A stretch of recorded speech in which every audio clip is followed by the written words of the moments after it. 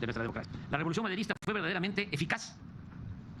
En solo 6 meses, a partir del 20 de noviembre de 1910, cuando se llamó al pueblo a tomar las armas, se consumó el derrocamiento de Porfirio Díaz.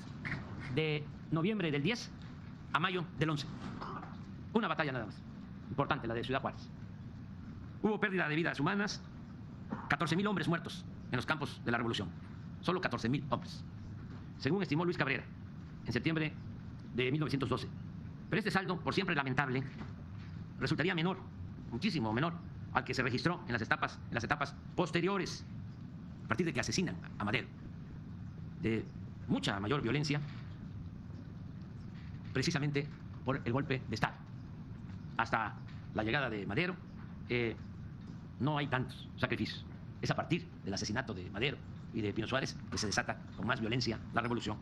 Además, el dinero utilizado para la revolución maderista fue relativamente poco. Desde los primeros días del triunfo, la revolución fue auditada. Fíjense eso. En forma rigurosa como ninguna otra en el mundo. Se auditó lo que costó la revolución maderista. Costó 642.195 pesos. Y entonces, de los cuales costó 642.195 pesos. Y entonces, de los cuales 358.000 se destinaron a la compra de armas, municiones y equipos.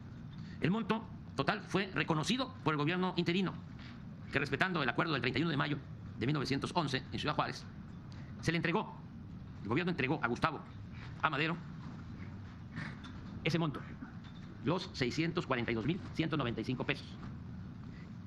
Y Gustavo Amadero procedió a devolver ese dinero a los aportantes, a los que habían participado con dinero para que se hiciera la revolución en contra de Porfirio Díaz. Nunca se pudo comprobar que la revolución maderista recibiera fondos de empresas de Estados Unidos, como denunciaron sus adversarios. En suma, la libertad se había conquistado sin muchos problemas. Los daños a los activos productivos fueron mínimos. Se respetaron la vida y los intereses de los extranjeros. No hubo fuga de capital, ni se debilitó la hacienda pública. Un mes después de la entrada de Francisco I. Madero a la Ciudad de México, se informa que el corte de caja practicado en la Tesorería General arroja una existencia de 63.070.000 pesos, una vez cubiertos los gastos extraordinarios. 63 millones de pesos en caja, después de la revolución. Sin embargo, el trabajo que se tenía que hacer para desmontar al viejo régimen y cumplir con las demandas de democracia y justicia estaba aún por comenzar.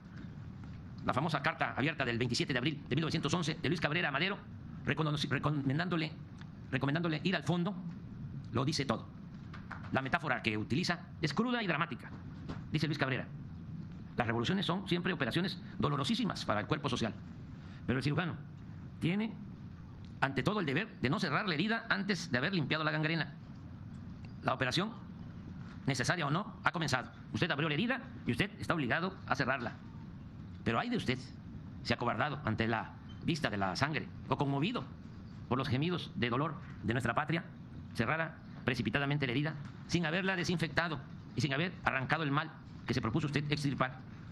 El sacrificio habría sido inútil y la historia maldeciría el nombre de usted, no tanto por haber abierto la herida, sino porque la patria seguirá sufriendo los mismos males que ya daba por curados y continuaría además expuesta a recaídas cada vez más peligrosas y amenazas de nuevas operaciones cada vez más agotantes y cada vez más dolorosas. Hasta ahí la cita. Aun cuando el tiempo le dio la razón al licenciado Blasco Urrea, sinónimo de Luis Cabreras, en el sentido de que las rebeliones armadas se sucedieron una tras otra y nunca dejó de correr la sangre, la maldición no recayó en Madero. Al contrario, y no solo por su sacrificio, sino por su proceder limpio y transparente como ser humano y hombre público, Madero ha sido juzgado por el Tribunal de la Historia y ha sido colocado en el lugar que le corresponde entre los grandes héroes de México. Ya desde la campaña electoral